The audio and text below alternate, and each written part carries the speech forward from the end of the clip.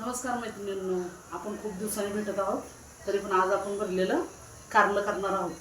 हे बघा, त्याच्यासाठी वाटण केलेले खोबरं, कोथिंबीर, लसूण त्याचं वाटण केलेलं आहे. त्याच्यामध्ये मी मीठ टाकलेलं आहे आणि हळद टाकलेली, एवढंच टाकायचं. त्यासाठी लागणारं साहित्य आपल्याला खोबरं, लसूण याचं वाटण, कारली अशी चिरून घ्यायच्यात बघा, त्या पद्धतीने धुवून चिरून घेतलेले. हिरव्या मिरच्या अशा कापून घेतलेल्या आहेत. लिंब आणि याच्यातला मसाल्याची काही गरज नाही, फक्त जिरा मोहरी आणि हळद वापरण्यात येणार आहे. तर आपण आता कृती पाहूया. आणि त्यासाठी लागणार आहे आपल्याला तेल. पातेलं तापत ठेवलेलं आहे बघा. आता तेल टाकते. खूप जास्त पण तेलाची काही गरज नाही आहे, थोडंच तेल टाकलेलं आहे. आणि हे बघा, हे अशा पद्धतीने मी भरलेलं आहे बघा कारलं. हे अशा पद्धतीने भरून घ्यायचं आहे. सगळे भरून घेतलेले आहेत. भरून घेतल्याच्या नंतर पहिलं तेल टाकले आपण. आता आपण टाकणार आहोत जिरा मोहरी. जिरा मोहरी टाकून झाली तेलामध्ये की लगेच आपण टाकणार आहोत भरलेलं कारलं बघा. एवढ्या प्रमाणामध्ये तुम्ही जिरा मोहरी टाकू शकता. ते टाकल्याच्या नंतर ही अशी कारली त्यात सोडायची. कढीपत्त्याची वगैरे काही गरज नाही आहे त्याला. आता टाकून घ्यायचं सगळं व्यवस्थित. टाकून झाल्याच्यानंतर कसं हलवायचं ते दाखवतो तुम्हाला. त्या पद्धतीमध्ये हलवून घ्यायचं. आणि हे जरी 4-5 दिवस जरी राहिलं ना, कारल्याचं लोणचं पण म्हणतात याला, किंवा खारं कारलं पण म्हणतात. त्याच्यामध्ये आपण तिखट वगैरे काही टाकणार नाही आहे. फक्त कोथिंबीर, लसूण, खोबरं आणि फक्त चिरलेल्या मिरच्या टाकणार आहोत.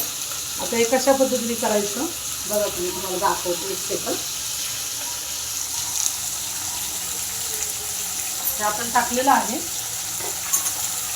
गॅस थोडासा बारीक करायचा आणि हे अशा पद्धतीने हलवून घ्यायचं बघ. हे बघा, हे अशा पद्धतीने हलवून घ्यायचं. हे बऱ्यापैकी हललेलं आहे आपलं. आपल्याला जर काय जर वाटलं तर तुम्ही त्याला असंही हलवू शकता. तुम्हाला नाही तसं जमलं तर या पण पद्धतीने तुम्ही हलवू शकता. वर खाली केल्याच्या नंतर कसं मसाला तेलामध्ये व्यवस्थित भाजला जातो. हे झाल्याच्या नंतर तुम्ही थोडंसं त्याच्यामध्ये पाणी पण टाकू शकता. तुम्हाला बिगर पाण्याचं जर करायचं जर असेल तर बिगर पाण्याचं पण नुसतं वाफेवरती होतं. पण मी थोडंसं शक्यतो पाणी टाकत असते, कारण कसं मसाला सगळ्याला लागतो म्हणून. आता ह्या पद्धतीमध्ये मी पाणी टाकलेलं आहे. थोडंसं हलवून घ्यायचं.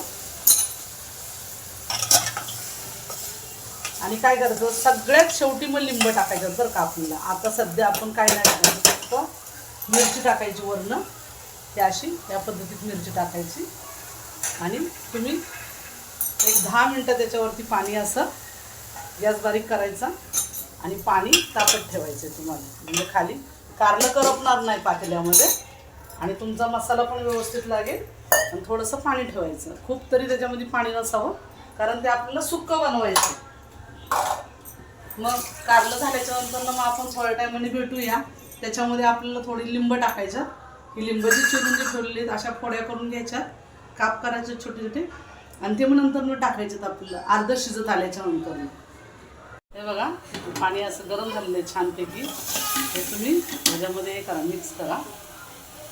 आणि मिक्स करून झाल्याच्या नंतर एकदा परत हलवा. आता आपलं कारलं होत आलेलं आहे छानपैकी बघा, कसं कलर आलं आहे. आता तुम्ही याच्यावरती लिंब टाकू शकता. लिंब टाका आणि पूर्ण त्यातलं पाणी आटलं की असं सुक्कं बनवा. तुम्हाला सुक्कं झाल्याच्यानंतर परत एकदा मी दाखवते. आता याच्यावर झाकण ठेवायची गरज नाही आहे, कारण हे वाफेनेच होऊन जाईल. हे पहा, आपलं कारलं झालेलं आहे. ह्याला कारल्याचा खार पण म्हणतात किंवा कारल्याचं लोणचं पण म्हणतात. ह्याच्यामध्ये तिखट वगैरे टाकायची गरज नाही. ऑलरेडी आपण ह्याच्यामध्ये मिरच्या टाकलेल्या आहेत हिरव्या. बघा, तुम्ही घरी करून बघा कसं होतं कसं नाही. तर बघा, मग घरच्या घरी लय भारी. हे तुम्ही चपाती संग सुद्धा खाऊ शकता, भाकरी बरोबर पण खाऊ शकता.